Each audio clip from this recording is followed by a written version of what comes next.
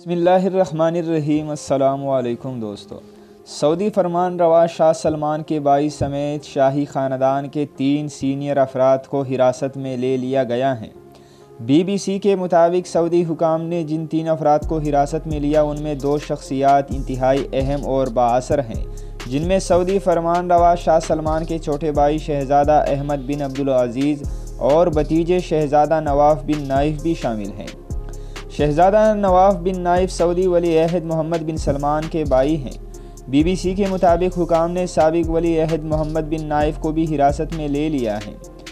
حراست میں لیے جانے والے محمد بن نائف سعودی عرب کی وزیر داخلہ بھی رہ چکے ہیں، جنہیں سعودی ولی عہد محمد بن سلمان نے 2017 میں برطرف کر کے گھر میں نظر بند کیا تھا۔